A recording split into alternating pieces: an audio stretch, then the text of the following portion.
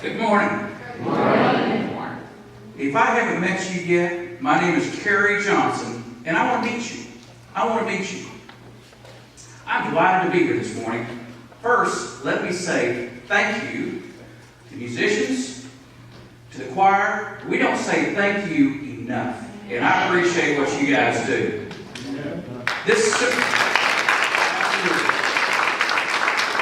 It doesn't cost a thing to say thank you, and it makes all the difference in the world. I wrote this sermon just for you guys. You're going to love this.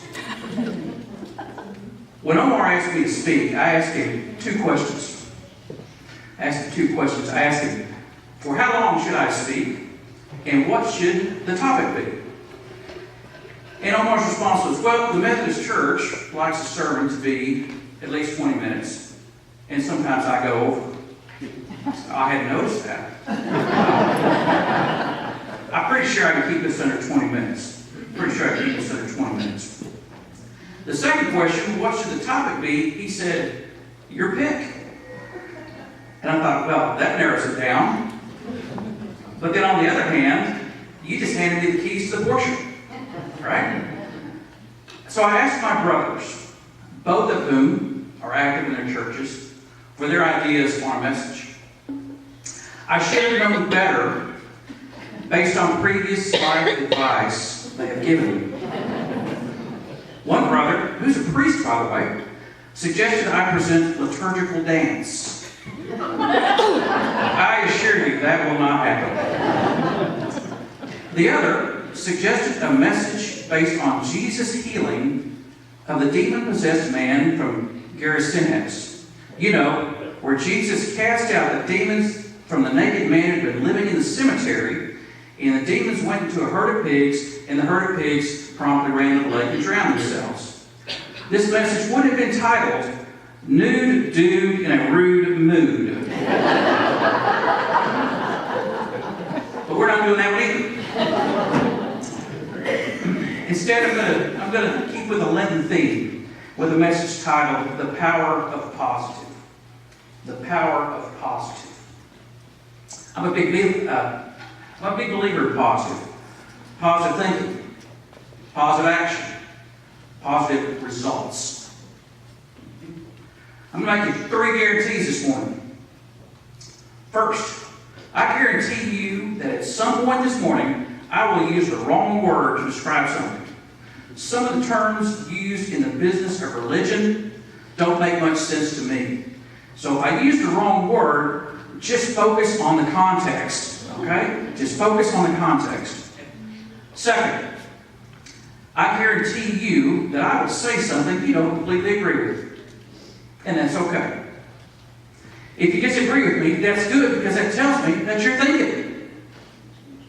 One of my favorite pastors would tell me that Methodism does not expect you to check your brain at the door. It is our personal responsibility to read, to study, to pray, to understand. We each have a personal relationship with God through His Son, Jesus Christ. That relationship is different from everybody else's. We all have different backgrounds.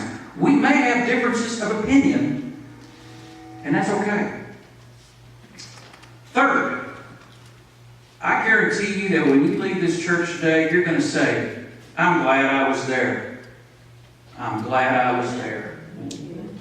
In fact, I'll go on a fourth guarantee. This sanctuary project is getting down to short rows. It's getting down to short rows. And that's a good thing. That's a good thing. We got a deal? You guys ready? Now, Pastor Omar is a good speaker. He is very knowledgeable and delivers a persuasive message. And I thought, how in the world am I going to compete with that? Then I remembered what another good speaker told me. She said, you got to speak from what you know. You got to speak from what you live. And you got to speak from your passion. So here's what I know. Here's what I live. And here is my passion. Because I know it's only rock and roll, but I like it. We are going to delve into Western philosophy that ties directly to the Lenten message. We are going to see some old words in new ways. We're going to take real life, nuts and bolts issues and think about what do we need to do to make ourselves better. And I assure you, we are all going to have a whole bunch of songs playing through our heads this afternoon. So are you ready? Are you ready for the power of positive? Let's go. What is Lent? Let's start with that. What is Lent?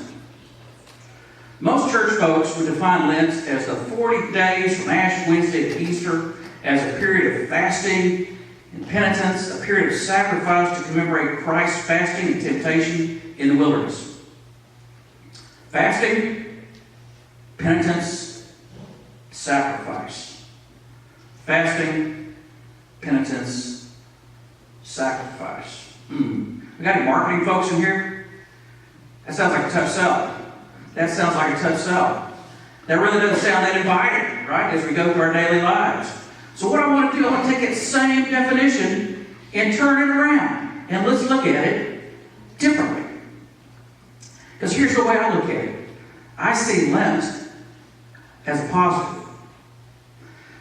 I see Lent as a time to focus, a time to get better, a time to improve, a time to get myself aligned with God. Positive thinking, positive action, positive results. In the 6th chapter of Matthew, Jesus says, "And when you fast, do not look dismal, like the hypocrites, for they disfigure their faces so as to show others they are fasting. Truly," and we have to read that word truly, that means pay attention. "Truly, I tell you, they have received their reward. But when you fast, put oil on your head and wash your face, so that your fasting may be seen not by others, but by your Father who is in secret. And when your Father who sees in secret sees, He will reward you." So let me ask you a question. When the hypocrites disfigured their faces so as to show others they were fasting, who were they trying to impress? Who were they trying to impress? Who were they worshiping? Who had they made first? Good answers. Good answers right up here. The hypocrites were trying to impress not God, but to impress those around them. They were worshiping themselves. They made themselves first. The only reward the hypocrites received was the temporary admiration of those folks around them who were too shallow to see through the sham. So let's look what Jesus says about fasting. And it's from a different perspective. Here again, I want to take that old definition of Lent and let's look at it from a different perspective. Jesus says, when you fast, put oil on your head and wash your face. Put on a clean shirt and act like you're happy to be here. We're not trying to please those around us. We're trying to please God. And God will see our efforts. Lent is a great opportunity for positive thinking, positive action, positive results. Think of Lent like getting a wheel alignment. Now go with me on this. When you have a wheel that needs to be aligned, it wobbles all over the road. The tire wears out quickly. You are constantly fighting with the steering because you want to go one way and the car wants to go another way. Lent is a time for alignment. A time for alignment. Okay, so specifically, how are we going to get aligned? The power of positive is kind of a catchy phrase, but exactly how are we going to do this? I mean, because where we live is where the rubber meets the road. Right? We live in a world of gray, a world of conflict. How are we going to be positive as we go through Lent? You ready? Joe Cocker. You know that guy, right? Dave knows him. I see a head nod right here. Joe Cocker told us to get by with a little help from our friends. He said, "I get by with a little help from Friends, I'm going to try with a little help from my friends. So why is it important to approach Lent, to develop our faith, to walk with God as a community? Why is it important to commune, to communicate, to share and care and live and love together? I can only speak for myself, but I am like that wheel that I mentioned that needs alignment. I start drifting. I get distracted. Instead of staying in my lane, I get in some other lane where I don't need to be. I'm not aligned with God. Maybe you're like that too. We lift each other up. We push each other on. I get by with a little help from my friends. I'm going to try with a little help from my friends. A community of faith. Positive thinking. Positive action. Positive results. That famous Western philosopher, Mick Jagger, told us that you can't always get what you want, but if you try sometime, you just might find you get what you need. Martha knows this song. Yeah. Fellow sage Robert Plant laments, there's a lady who's sure all that glitters is gold, and she's buying a stairway to heaven. Yeah, you guys know the song too. That's great. Good work. Good work. Now, Pastor Omar told us that Lent wasn't just about giving something up to get closer to God, but about adding something to get closer to God. That's right. How about a little addition instead of just subtraction? How do we know what to add? How do we know the difference between what we want and what we need? How do we know the difference between glitter and flash and sizzle and the real deal that brings us closer to God? How do we know the difference between temporary feel-good and forever grace?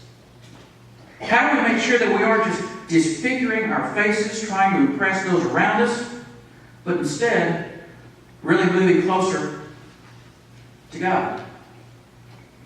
Matthew 7 tells us, ask and will be given to you, search and you will find, knock and the door will be opened for you. For everyone who asks receives, and everyone who searches finds, and for everyone who knocks the door will be opened. Then Matthew 21 tells us, whatever you ask for in prayer with faith, you will receive. So how do we know what we need instead of what we want? I see it as a 3-step process. First, we got to ask. We got to ask. Then, and this is hard, we got to listen. We got to listen. Then, we got to do. We actually have to do it. It's one thing just to talk, but where the rubber meets the road is in the doing. So if we think we can just buy a stairway to heaven, we think we can just buy our way in, we're going to get a different answer from God. We might not get what we want, but we just might find we get what we need. Positive thinking, positive action, positive results. Now, we discussed our community support by getting a little help from our friends, and we've discussed how we should ask and about getting what we need. So what should we ask for? Give. It's all give and take, isn't it? Yeah. And we're going to get to that. We're going to get to that. The Fab Four, also known as the Beatles, right? The Beatles, told us all you need is love. All you need is love. All you need is love, love, love is all you need. So what is love?